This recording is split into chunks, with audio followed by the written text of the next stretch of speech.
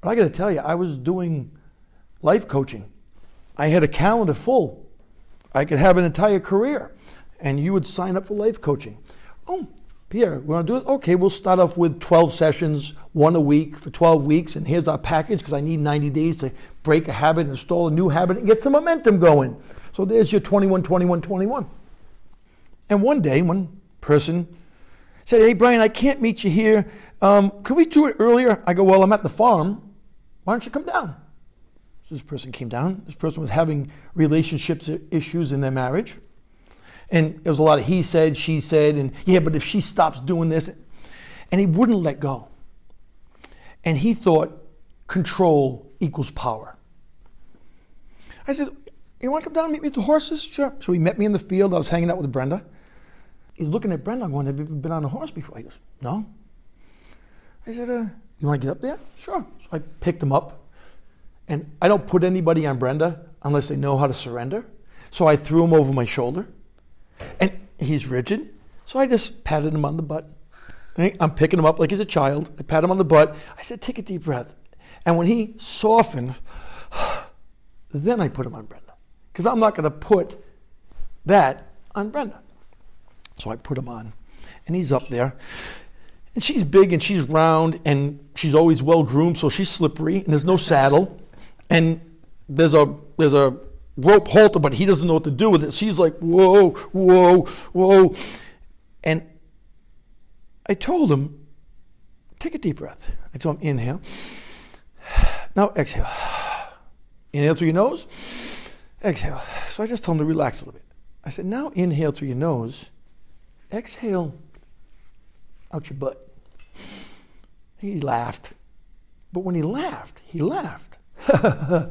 So he released, just like I wanted him to do by exhaling. And when he released and he laughed, he didn't feel like he was falling because his center of gravity went from here to and he surrendered and felt connection. And he felt control because surrender felt more control. Then I told him, inhale up here again. Inhale up here. And he did this. And he was like, And I said something funny. He went, and I watched his brain go, if I let go, I get more connection. I feel safer. If I hold on to what I think and get up here, I have a feeling of control, but it's really not control. It's a fearful one. And in a second, he went, control, connection, control, not control. And his brain went, thinking won't help you here, surrendering. So this took 3 minutes. Then I took a couple of steps. Whoa, whoa, whoa, whoa. And we did the same thing. I said, now I want to take a couple of steps. He surrendered. After a half an hour, we're walking around, and he got letting go equals control. Surrender equals connection equals control. Control doesn't equal control. Control equals disconnection. I said, okay, so let's talk about you and your wife. He goes, I got it. I'm a control freak. I haven't surrendered to her at all. I haven't let go. He's not crying right now. He goes, I've been controlling this marriage. I've been telling her what to do. I've been telling myself what to do. I'm telling her what she's doing wrong. I'm telling me what mine's doing wrong. I can tell you right now, I have never surrendered to her. I have never let go. He goes, if I could just go and sit with her, like I'm sitting with Brenda. He goes, I'm a better human being. I'm like, okay, well, I guess we don't need to meet next week. We met 2 more times. His marriage took off because he went home and surrendered to his wife. And he just surrendered. He told her his truth. Not tell her that she was wrong, not tell him how he was wrong. He goes, I'm afraid. I try to control things when I get afraid. It never works. And I'm learning how to surrender. I'm learning how to let go. And they fell in love.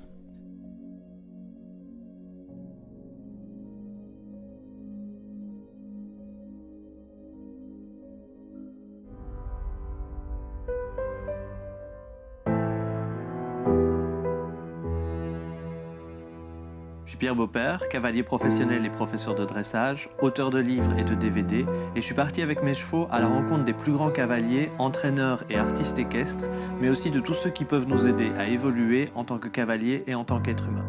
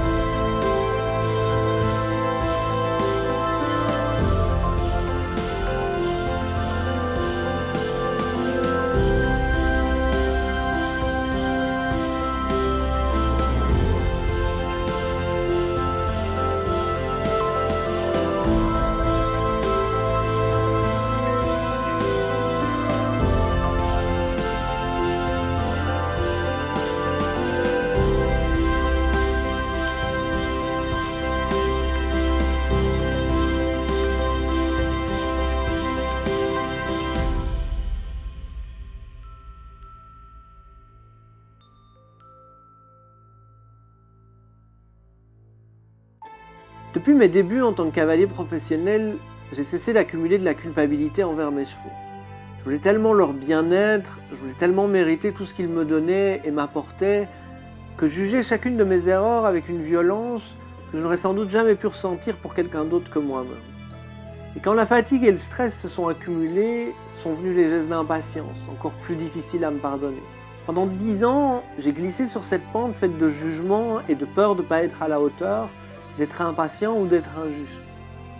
Et pour tenter de rattraper ces erreurs qui me semblaient impardonnables, je me suis épuisé chaque jour un peu plus à vouloir aider le plus de chevaux et de cavaliers possible, en espérant qu'à travers ce que je parvenais à apporter aux autres, je trouverais un moyen d'atténuer les reproches que je ne cessais d'accumuler. I can remember the day I was sitting on this concrete entrance into a giant stone barn where Brenda was kept, and I had just played hide and seek with her. So I'm running around this giant barn and running, and I ran through the barn, and I came out and I sat on the concrete pad, and I could hear her clip-clopping into the barn. I could hear her looking in the stalls. And then I heard her see me sitting out on the concrete step, and she just came out. She didn't run, she came out and just stood behind me. I heard, and I just listened, and then her head dropped, and there was, and I remember crying because I'm thinking, who am I that I deserve your attention, that I'm the focus of her attention? And I realized she saw more in me than I was seeing in me. And I wanted to get to where she saw me. And I've never gotten there. But the journey to getting there has enhanced my life because of the relationship with her.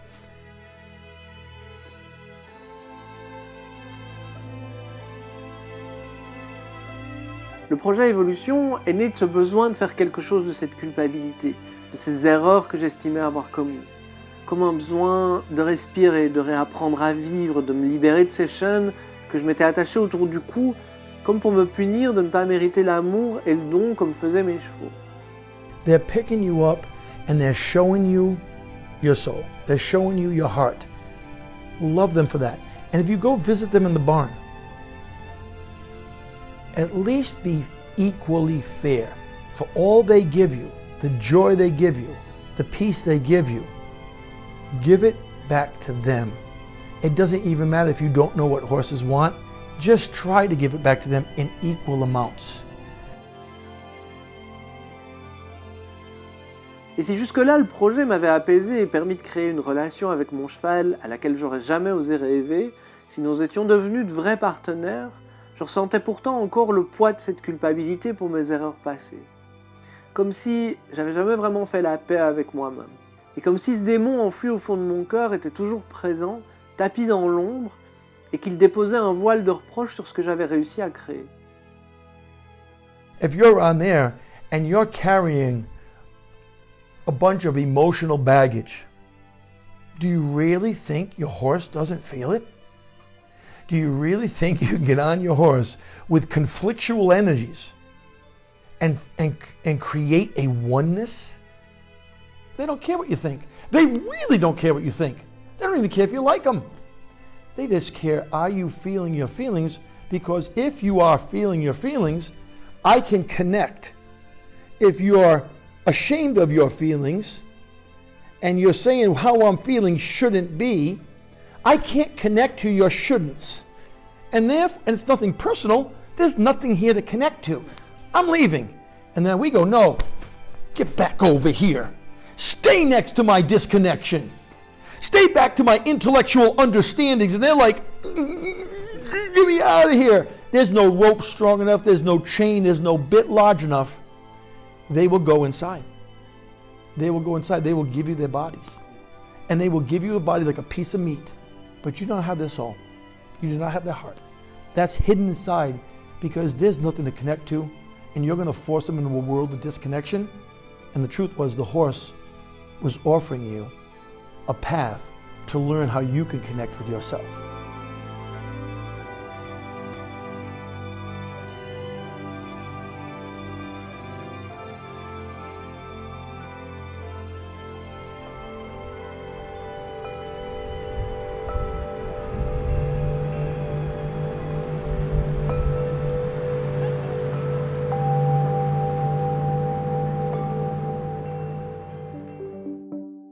On dit souvent que rien n'arrive par hasard et que quand nous sommes prêts, la vie mettra sur notre chemin ce dont nous avons besoin pour évoluer. Plus de 10 ans avant d'atterrir dans le New Hampshire, sur la côte est des États-Unis, pour filmer cet épisode, j'étais tombé par hasard sur la vidéo d'un coach en développement personnel qui utilisait une méthode dont on parlait très peu à l'époque. Ses coachings semblaient inspirés de ses partenaires, Brenda, une jument Shire de 800 kg, et ses chiens Lucy, Eddie et Red Dog.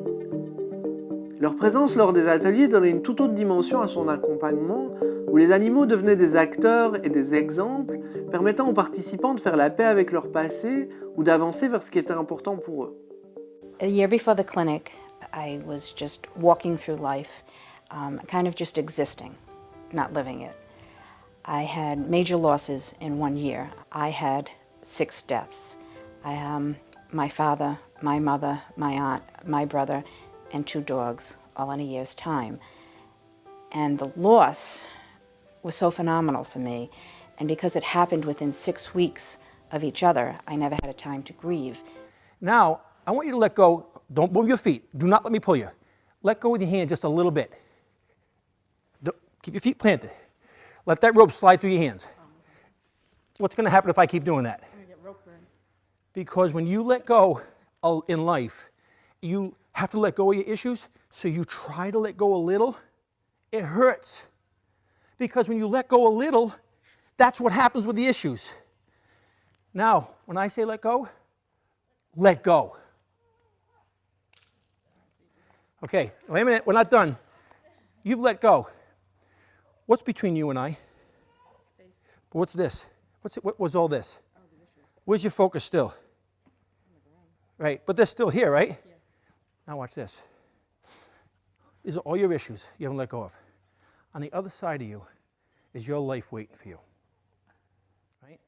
I'm going to tell you to let go so you can let's go. This time, when you let go for one reason, so you can turn around and let's go. Okay? 1, 2, 3, let go. Now turn around and go. When you're here and you're trying to let go of your stuff, even when you're successful, all you have is your stuff. And because you haven't chosen this yet, eventually you're going to go, oh, what's this? I feel like nothing. Well, if I pick this up, I got something to wrestle with. Look at poor me. Look at the burdens I have. Look at the drama I have. But if you let go for one reason, wait a minute, I have things I want to do. En arrivant aux États-Unis pour y rencontrer Brian Sean Reed et passer une semaine avec lui, je repense à la vitesse à laquelle les événements se sont enchaînés. Cette vidéo de Brian était restée dans un coin de mon esprit durant plus de 10 ans sans que je sache trop quoi en faire. Et lorsque j'ai créé le projet Évolution, son nom m'est revenu instantanément, comme une évidence. Je me souviens très bien de notre premier appel téléphonique où nous avons discuté, ri et pleuré comme si aucune barrière ne nous séparait. Et je me souviens surtout de cette phrase qui résonnait en moi depuis comme une porte qu'il me fallait ouvrir pour regarder mes démons dans les yeux. Les chevaux ne nous pardonnent pas. Ils n'en ont pas besoin parce qu'ils ne nous ont jamais jugés coupables. Most people, when you tell them they're innocent, they're uncomfortable with feeling innocent. They'll usually say, oh, horses are so forgiving. Because they describe, if I'm innocent, I must have arrived here by being forgiven. Because I wasn't innocent, I'm guilty, and the only way to get there is I must have been forgiven. But the horses don't forgive because they never blamed or shamed in the first place. They just accepted. Wow, when's the last time where you were totally accepted? I just accept you as you are, and I see you as you are, and I don't know how much I like this word, and you're enough. To the horse, even if you're not feeling enough, that's enough. It's the shame around not feeling enough, the guilt around not being enough. And if you can go, I'm not feeling enough, the horse would say, that's okay. That's where we start. Because I got to tell you, masters in any trade or skill, whenever they want to begin something new, I'm not enough. I don't have enough skills to do that yet. So everybody is here moving to here. Some people are not enough, moving to enough. Well, then you get here and you want to do something else, you're not enough again. So when you realize that not enough is enough, it's just the beginning point. Malgré son emploi du temps surchargé, Brian et moi avons enregistré plus de 14 heures d'interview. Chaque jour, nous abordions un nouveau sujet, et avec une bienveillance extraordinaire, il m'a aidé à regarder mes démons en face, à les comprendre et même à les aimer. Surtout, il m'a aidé à comprendre le message que ces démons que je m'épuisais à tenter de faire taire avaient à me dire. Assis en face de moi, je me retrouvais face à quelqu'un qui, pour la première fois de ma vie, parvenait à me faire comprendre que j'avais pas à lutter contre moi-même. Comme un cheval qui peut lire ce qui se passe dans notre cœur, Brian semblait parvenir à ne jamais me juger et avoir une pureté dont j'avais pas conscience moi-même. I wish people could know that when you're born, your parents see your innocence. And your innocence is there, intact, complete. It's your gold, it's your shine, it's perfect. The entire drama of your life cannot soil it. You can throw mud all over diamonds all you want. You can bury them in horse shit. You can put them at the bottom of muck and you can jump all over them. At the end, when you polish them, the shine's still there. You take the crap off the gold, the shine's still there. So never think that the drama of your life and the forgivenesses and the shames and the guilts and the tragedies and the suffering, after you clear and clean all that crap, you're going to watch that innocence when you were born is pure and untouched. And if you know that, you realize the horse sees that. Not because the horse is some spiritual being, because the horse can't see the drama of the story. Au fil de nos discussions, Brian m'a fait comprendre que chacune de nos émotions, même celles qui nous semblent négatives, a un sens, une énergie et une information que nous pouvons utiliser pour évoluer. Il m'a appris à oser les ressentir sans pour autant m'y accrocher et à me libérer des jugements de ce qui devrait ou ne devrait pas être, de ce que je devrais ou ne devrais pas ressentir. We don't live like our life depends upon it. We don't even live like our living depends upon it. We live, like Thoreau said, most of us just live lives of quiet desperation, just above complacency, but not enough for the red light to go off. This is unacceptable. So some of us just need a kick in the ass. Just something to rock our world to go, wait a minute, you've been half asleep. So that's why I love being around the horses, because they demand you pay attention. So aggression? Assertiveness? I think the bigger question is, what do you want to move towards? Where are you? If you're stuck in complacency, then aggression may be the appropriate tool and you use emotions. But the biggest block to that is people think aggression's bad, hatred is bad, love is good. Any electrician in any country knows I need positive and negative to create a flow. Light is not good, dark is not bad. You need both energies to see, to create movement. What I've come to find out through the horse, there is no good or bad. Yeah. There is no right or wrong. There's movement that feels better, movement that feels worse. If you're depressed, anger feels pretty damn good. You feel alive again. If you're feeling joy, anger don't feel too good.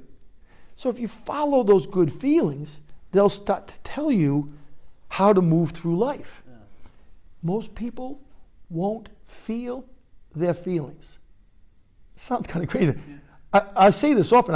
I want to help everybody here. I want you to consider feeling your feelings. Most people think their feelings.